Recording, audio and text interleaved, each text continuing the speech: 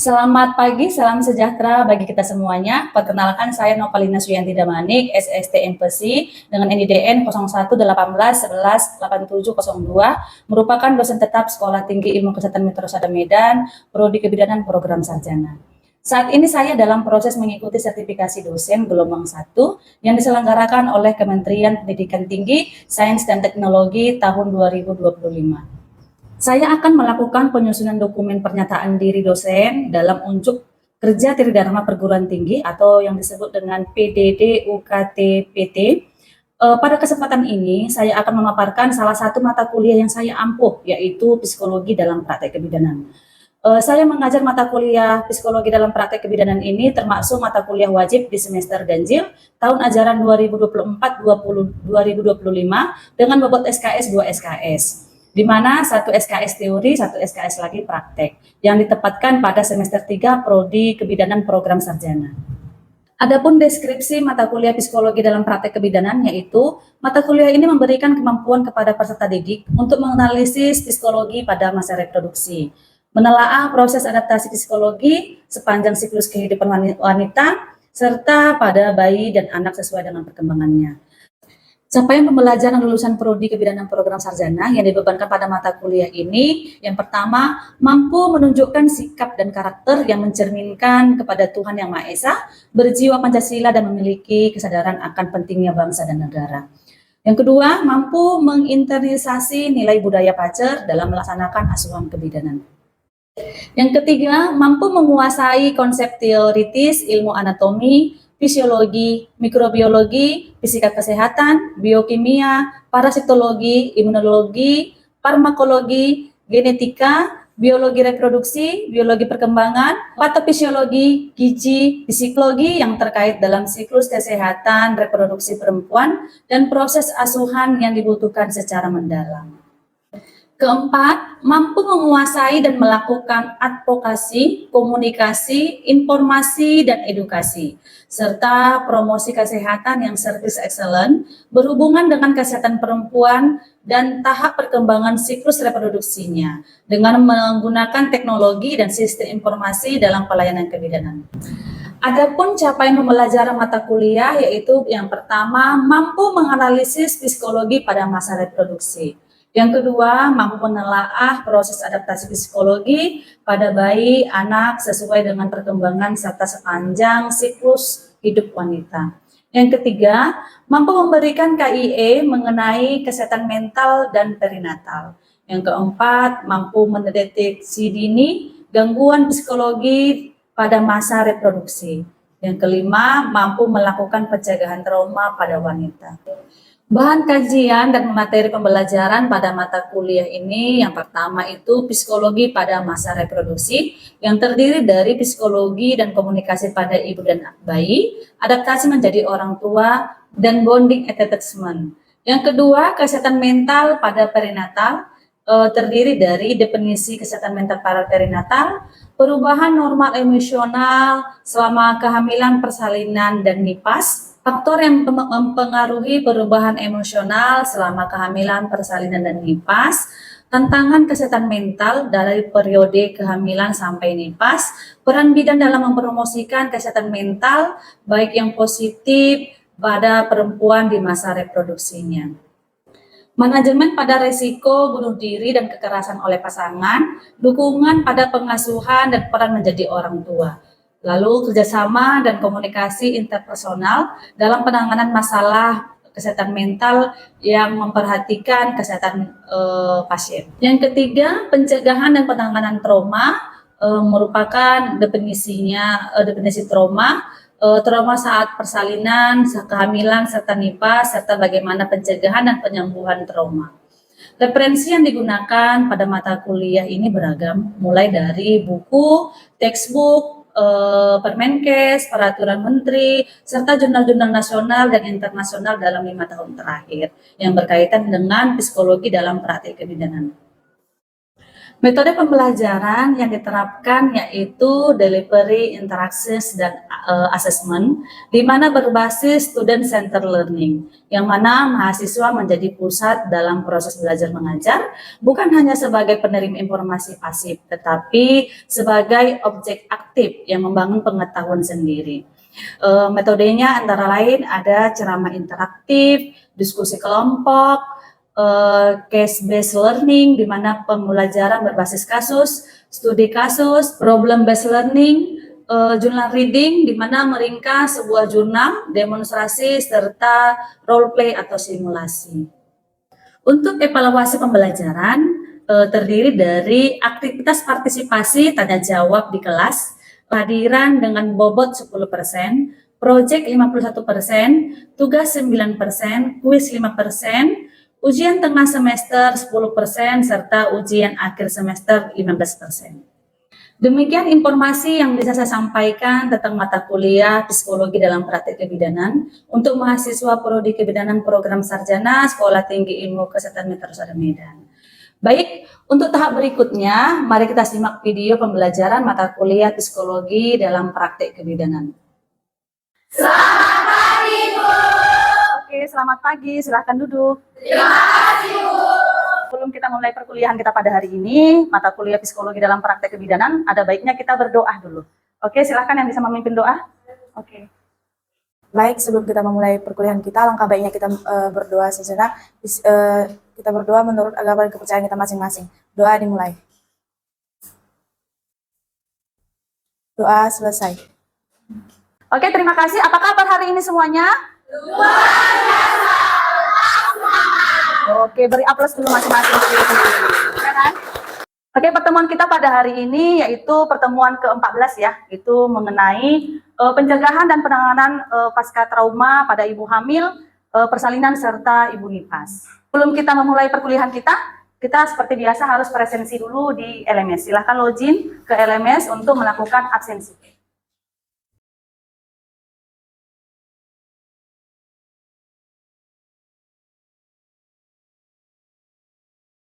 CPL kita pada hari ini yaitu mampu menguasai dan melakukan advokasi komunikasi, informasi dan edukasi, serta promosi kesehatan yang certified excellent berhubungan dengan kesehatan perempuan pada tahap perkembangan siklus reproduksi dengan menggunakan teknologi dan sistem informasi dalam pelayanan kebidanan. Mungkin ini sama CPL-nya dengan pertemuan kita minggu lalu. Oke, yang minggu lalu siapa yang mengingat topik kita yang minggu lalu? Oke, silahkan Saudari Ruth. Baik Bu, topik pertemuan pada minggu lalu membahas tentang kerjasama dan komunikasi interprofesional dalam penanganan masalah kesehatan mental, serta memperhatikan keselamatan pasien. Kerjasama dan komunikasi interprofesional sangat penting dalam penanganan masalah kesehatan mental, yang dimana adanya kolaborasi antar profesi yang baik, membantu memberikan pelayanan yang tepat, efisien, dan holistik. Lalu ada komunikasi yang efektif juga berperan besar dalam menjaga keselamatan pasien serta mencegah keselamatan dalam pemberian pelayanan. Dengan itu, kualitas perawatan meningkat dan pemulihan pasien dapat tercapai secara optimal, Bu. Oke, terima kasih. Beri aplaus dulu. Sekarang kita masuk sub CPNK kita pada hari ini, yaitu mampu melakukan pencegahan dan penanganan trauma selama masa kehamilan sampai dengan postpartum. Di sini dibilang situ apa itu trauma katanya, ya kan? Trauma itu terdiri dari 4. Yang pertama itu adalah pengalaman mengancam. Jadi pengalaman mengancam itu bisa terjadi mulai dari saat kehamilan, persalinan, serta waktu nifas. Pengalaman mengancam itu mungkin adanya pengancam jiwa juga dengan fisik. Ya kan? Pengalaman mengancam itu bisa aja seperti kalau ke fisik itu berarti adanya kekerasan. Ya kan? Baru mungkin ada ibu hamil kecelakaan, bisa jadi kan? Belum tentu ibu hamil itu tidak bisa kecelakaan. Tetapi bisa juga mengancam. Jiwa bagaimana? Mungkin terjadi komplikasi pada saat kehamilan atau persalinan yang mengancam diri ibu itu sendiri. Lalu yang kedua ada namanya kejadian traumatis. Kejadian traumatis ini biasanya menyebabkan trauma ya. Apalagi kalau ibu hamil, kejadian traumatisnya itu sering mengalami abortus, keguguran, ya kan? Apalagi kalau abortusnya habitualis, yang sering berulang. Pastilah ibunya tidak akan mau lagi hamil. Karena dia takut pengalaman itu tadi bisa terjadi kembali. Lalu apalagi dibilang ada komplikasi serius. komplikasi serius pada kesehatan bayinya atau pada kesehatan ibunya waktu saat dia mengandung, bersalin, nifas, banyak ya, karena banyak komplikasi yang terjadi saat ibunya walaupun lagi hamil, bersalin ataupun sedang nifas. Terus ada namanya PTSD. PTSD itu adalah Post Traumatic Stress Disorder. Mungkin ada yang mengetahui apa itu PTSD? Saya, Bu. Oke, silahkan. Baik, di sini sepengetahuan saya, PTSD itu adalah gangguan mental yang terjadi pada seseorang yang mengalami suatu peristiwa traumatis seperti adanya pernah mengalami kekerasan, kecelakaan, ataupun suatu keadaan yang mengalami yang dapat mengancam jiwa. Adapun penderita PTSD ini mengalami kesulitan pulih baik secara emosionalnya maupun psikologisnya. Nah, penyebab utama dari PTSD ini adalah disebabkan karena seseorang tersebut pernah mengalami kekerasan fisik ataupun seksual, perang ataupun konflik, kecelakaan serius, pernah mengalami kematian dengan seseorang yang terdekat, dan persalinan traumatis, Bu. Terima kasih, Bu. Oke, terima kasih. Beri dulu aplaus kepada saudari Linda. Oke, iya benar ya. PTSD itu biasanya trauma yang muncul setelah mengalami kejadian. Ibunya pernah mengalami kekerasan seksual, mungkin pemerkosaan, gitu ya. Kasus pemerkosaan, dia akan mengakibatkan trauma yang mendalam, sehingga dia takut untuk melakukan aktivitas. Makanya kalau orang yang kena PTSD ini, trauma ini, dia akan menyendiri, murung, stres di rumah sendiri, dia nggak berbaur lagi, aktivitas sosialnya langsung hilang ya.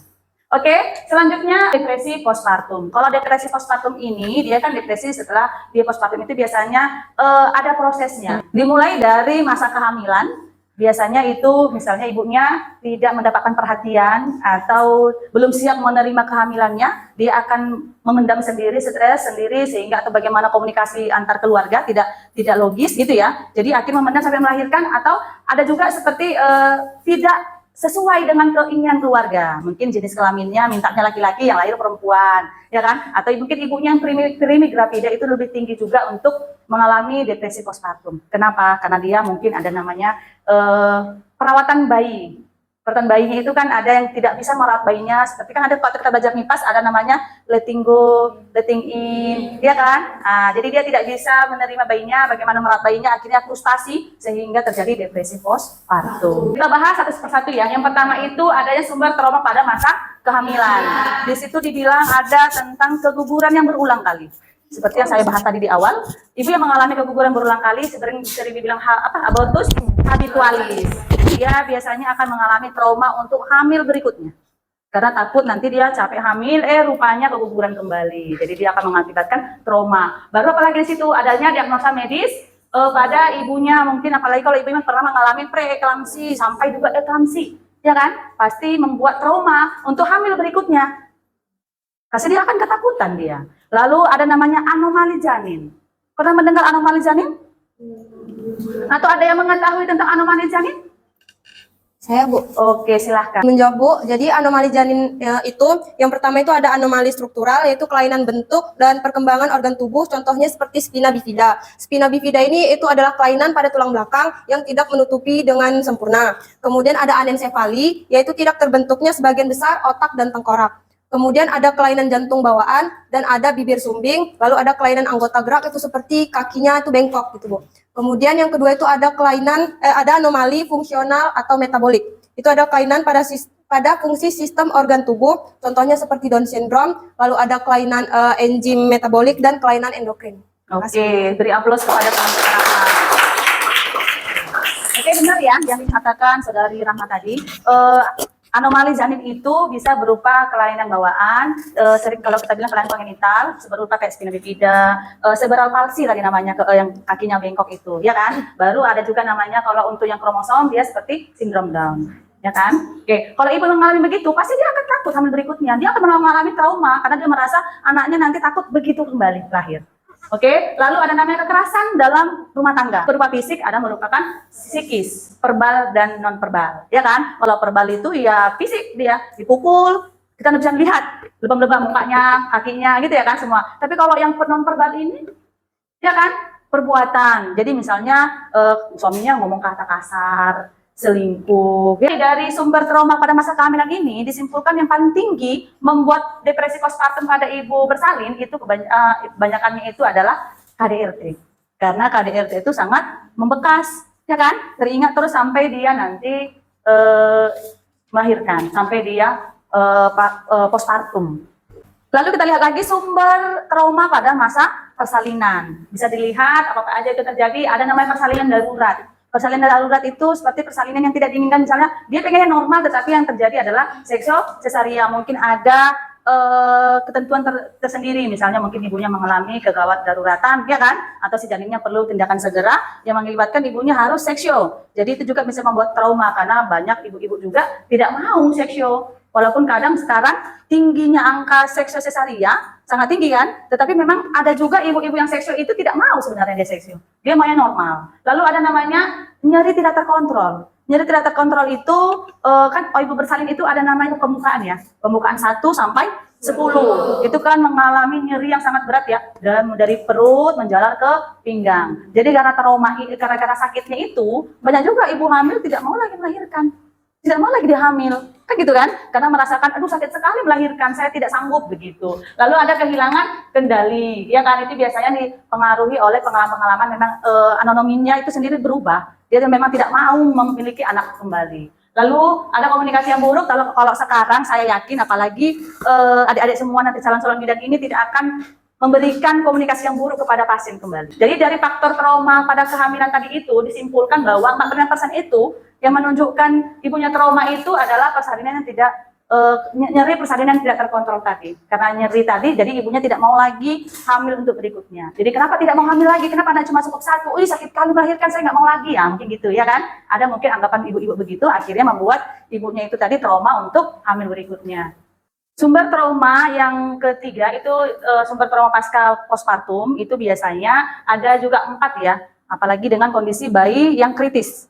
Mungkin ibu bayinya begitu lahir, bayinya mengalami komplikasi baik itu asfiksia, trachipnea of newborn, ya kan, atau sering kita bilang TTN gitu ya. Lalu BBLR itu memicu ibunya juga takut untuk merawat bayinya, takut juga untuk berikutnya. Kenapa? Karena dia sudah mengalami trauma. Postpartum itu kan pengen memberikan yang terbaik ya.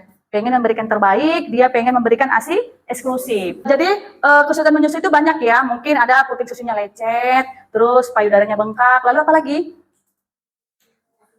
Oke, ASI tidak keluar. Baru apa lagi? Oke, teknik menyusuinya tidak tepat, ya kan, tidak benar. Makanya itulah peran bidan melakukan konseling tentang bagaimana teknik menyusui. Oke, yang ketiga itu kurangnya dukungan. Ya kan, kurangnya dukungan itu bisa juga mempengaruhi trauma pada ibu postpartum, karena di situ ibunya, apalagi ibunya primi ya. Primi itu membutuhkan segala sesuatunya masih kosong, masih pemula, masih bagaimana merawat bayi, itu harus ada dukungan dari keluarga, suami, dan juga tenaga kesehatan. Makanya kita tetap melakukan kunjungan pada ibu nipas. Ya. Lalu ada perubahan identitas, karena ibunya akan berubah menjadi nyonya, menjadi ibu. Ya kan? Ibu seorang bayi itu berarti bukan hanya nama yang berubah, tetapi juga perilaku, ya kan? Bagaimana juga konsep diri itu juga berubah. Itu merupakan hal yang agak sulit sebenarnya. Dari sumber traumatik postpartum ini tadi, dapat disimpulkan yang paling tinggi itu biasanya kondisi bayi yang di ruang NICU. Itu sampai 60% ibunya akan mengalami trauma untuk kedepannya. Seperti saya juga melakukan penelitian tentang bagaimana bayi yang faktor penyebab bayi yang mengalami trachipnea of newborn di ruang NICU. Saya sudah melakukan penelitian itu di Rumah Sakit Silvana Binji, ya kan? Jadi saya sudah melakukan penelitian itu, bisa nanti baca jurnalnya, ya kan? Telaah jurnalnya, karena itu juga bisa mempengaruhi bagaimana si ibunya tadi mengalami trauma. Oke, lalu kita masuk ke dampak, ya kan? Dampak dari trauma itu ada pada ibu, seperti yang dibilang tadi teman kalian, terjadi PTSD. Bisa juga terjadi depresi postpartum. Itu bisa terjadi pada ibunya. Kepada bayinya itu biasanya tidak adanya bonding attachment. Ya kan? Kalau ibunya trauma, dia tidak akan menjaga anak dengan sempurna kan? Tidak ada ikatan, bondingnya tidak muncul, bonding attachment-nya, sehingga ikatan emosional antara ibu dan bayinya tidak terjalin, ya kan? Tidak sinkron, tidak apa, akhirnya bayinya rewel, nangis melulu, ya kan gitu kan? Karena tidak ada ikatan batin. Biasanya kalau ibu yang dapat bonding ke bayinya itu, bayinya akan. Lalu dampak pada keluarga ya, dampak pada keluarga ini biasanya akan mengakibatkan hubungan yang negatif. antara ibu kepada keluarganya atau kepada anak-anak yang lain. Mungkin kan ibunya bukan cuma anak pertama ya, mungkin anak kedua, ketiga, akan mengakibatkan komunikasi yang negatif. Oke, peran bidan dalam menangani trauma ini, yang pertama itu adalah komunikasi empati. Komunikasi empati itu seperti mendengarkan keluh kesah ibunya. Kita hadir saat ibunya membutuhkan gitu ya. Lalu komunikasi komprehensif itu biasanya informasi yang berbasis bukti, ya kan? Berbasis bukti itu bisa kamu lihat, kamu bilang, ibu banyak kok korban KDRT gini, sesuai dengan referensi-referensi jurnal atau bagaimana, ya kan? Bisa juga kita kolaborasi dengan psikolog kalau ibunya mengalami trauma yang sangat berlebih. Tetapi kalau masih gejala-gejala itu bisa tertangani. Deteksi dini dan asesmennya untuk mencegah ibunya tidak mengalami trauma tadi, ya kan? Baik dari kehamilan, persalin sampai nifas tadi, ada namanya screening rutin. Screening rutin itu memang kita harus kolaborasi dengan psikolog. Jadi itu bukan ranah kita sebagai bidan ya, itu kita harus melakukan kolaborasi dengan psikolog. Lalu observasi perilaku, kalau ini kita bisa. Observasi perilaku ini mungkin kita bisa kan melibatkan bidan ini, melibatkan juga keluarga. Bagaimana pola tidurnya? Bisa kita tanya ke pasiennya langsung atau kepada keluarganya. Apakah dia tidur nyenyak, ya kan? Bagaimana pola istirahatnya? Bagaimana interaksinya dengan si bayinya? Apakah ibunya tidak mau melihat bayinya? Ciri-ciri udah krisis postpartum begitu ya? Dia tidak mau melihat bayinya, dia tidak mau memegang bayinya, gitu dia. Terus kalau orangnya lagi gangguan kecemasan atau trauma, memang dia tidak akan tidur nyenyak. Dia akan gelisah, makanya kita tanya pola tidur. Anamnesis riwayatnya, menanyakan trauma sebelumnya, apakah ibunya pernah mengalami trauma sebelumnya, sehingga memicu ibunya sekarang itu mengalami trauma. Jadi itu deteksi dininya dan asesmennya. Dukungan psikologi awal. Dukungan psikologi awal ini kita buat dulu ibunya itu merasa nyaman, ya kan? Merasa nyaman, merasa aman, baru menyediakan informasi yang jelas dan relevan kepada ibunya. Supaya ibunya lebih mengerti, supaya ibunya bisa move on, supaya tidak trauma lagi, ya kan? Kalau ibu hamil, pernah melihat kelas ibu hamil kan? Oke, kelas ibu hamil, baru ada mungkin organisasi, ya kan? Apalagi sekarang udah ada teman sosial media, ya kan? Teman-teman ibu arisan-arisan. Jadi itu sebenarnya nggak apa-apa ibunya melakukan kegiatan itu supaya ibunya itu juga bisa sharing. Lalu ada namanya intervensi non farmakologis. Ini bisa sih kita lakukan dengan banyak ya. Bisa kita anjurkan ibunya dengan yoga, ya kan? Relaksasi, baru teknik 5 jari, ya kan? Kita lakukan teknik 5 jari kepada ibunya supaya ibunya merasa tenang. Hypnobirthing, banyak ya, banyak yang membuat ibunya merasa tenang, lalu dengan cara non farmakologis, jadi tidak menggunakan obat. Lalu ada yang ingin bertanya? Saya, Bu. Oke, silahkan. Terima kasih, Bu. Di sini saya ingin bertanya, di mana pertanyaan saya, bagaimana peran bidan dalam mendeteksi dini tanda-tanda trauma psikologis pada ibu hamil dan apa intervensi yang bisa kita lakukan, Ibu? Terima kasih, Ibu. Oke, hipnotis 5 jari. Apalagi tadi? Hypnobirthing, ya kan? Banyak kegiatan-kegiatan atau kegiatan-kegiatan yang lain yang membuat ibunya itu lupa pada trauma. Tetapi yang paling penting tetap kita bilang kepada ibu hamilnya, tetap menjaga kesehatannya, kesehatan ibunya dan juga kesehatan janinnya. Jangan gara-gara trauma itu membuat ibunya tadi menjadi pesimis, tidak mau menjaga kehamilannya tadi, jadi akhirnya ingin menggugurkan. Banyak gitu ya faktor begitu, banyak juga kejadian. Tetapi kita sebagai bidan, peran kita itu tadi sangat penting. Jadi jangan kita biarkan. Tetapi kalau sudah mengancam jiwanya, kita harus kolaborasi, ya kan? Kolaborasi ke psikiater, ke psikolog, atau mungkin juga bisa kolaborasi ke pihak yang berwajib jika sudah mengancam ke jiwa ibu hamilnya. Sebelum kita masuk kesimpulan, ada yang bisa menyimpulkan terlebih dahulu? Saya, Oke, silahkan. baik Ibu, kesimpulan yang bisa saya dapatkan pada hari ini, pada saat pembelajaran hari ini, yang dimana asuhan kebidanan itu perlu mengintegrasikan aspek psikologis secara holistik, yang dimana edukasi berkelanjutan bagi bidan tentang trauma informan care sangat krusial, yaitu seperti kolaborasi multidisiplin kepada bidan, dokter, psikolog, ataupun juga bisa dengan keluarga. Oke, kita beri aplaus dulu pada teman-teman. Oke, silahkan dulu.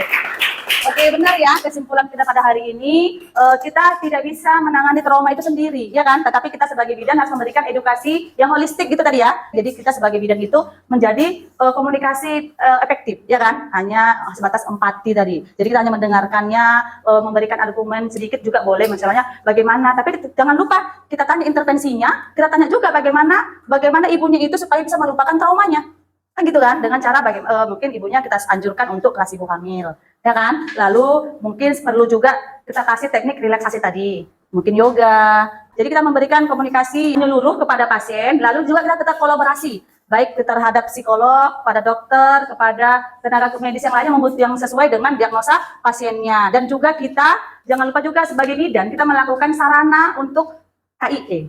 Ya kan, sarana untuk KIE supaya bisa melakukan konseling terhadap pasien yang mengalami trauma tadi. Makanya nanti setelah ini kita akan melakukan simulasi sesuai dengan RPS kita, ya kan? Melakukan simulasi tentang KIE, konseling kepada ibu yang mengalami trauma. Kan kita akan melakukan simulasi ya KIE tentang peran bidan, di mana sini ada seorang pasien, ya kan, ibu hamil yang sedang mengalami kekerasan dalam rumah tangga.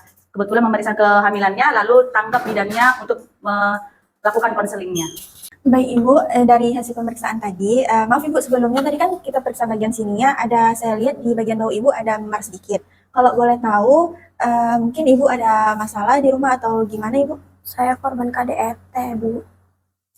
Sudah berapa lama Ibu kalau boleh tahu? Sudah 3 bulan, Bu. Jadi ini Ibu gimana sekarang? Ya, Ada mungkin teman atau keluarga yang bisa Ibu cerita? nggak ada, Bu. Saya pendam sendiri. Jadi Ibu, keputusan Ibu gimana dalam situasi seperti ini Bu? Ya, saya tetap sama suami saya lah, Bu. Karena kan saya lagi hamil muda, nggak mungkin saya tinggalkan suami saya, Bu, karena KDRT.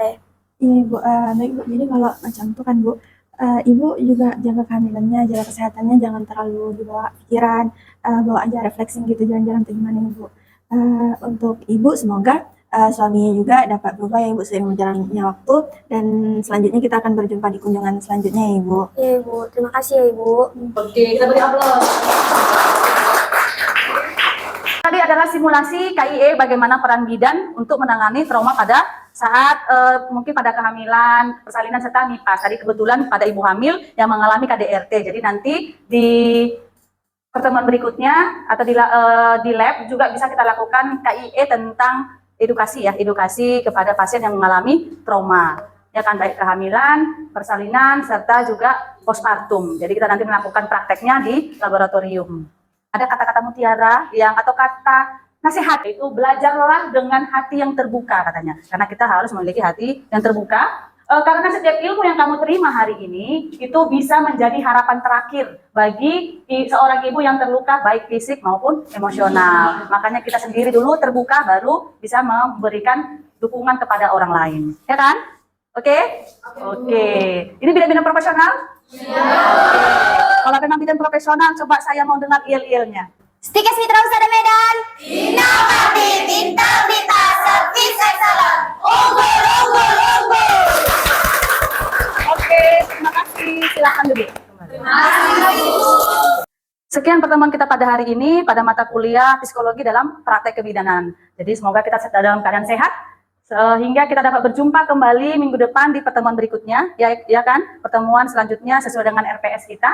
Jadi kita persiapkan diri juga karena 2 minggu lagi kita akan melakukan ujian akhir semester.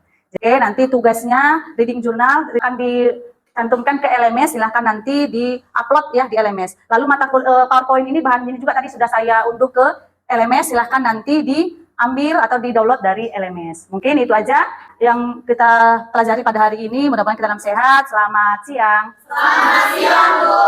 Terima kasih, Bu. Oke, terima kasih. Sekian video pembelajaran dalam mata kuliah psikologi dalam praktek kebidanan pada prodi kebidanan program sarjana Sekolah Tinggi Ilmu Kesehatan Metersada Medan. Video ini digunakan sebagai salah satu syarat menyusun pernyataan diri dosen dalam unjuk kerja Tridharma Perguruan Tinggi atau PDD UKT-PT. Semoga dapat menjadi pertimbangan baik dalam proses pengajuan sertifikasi dosen gelombang 1 tahun 2025.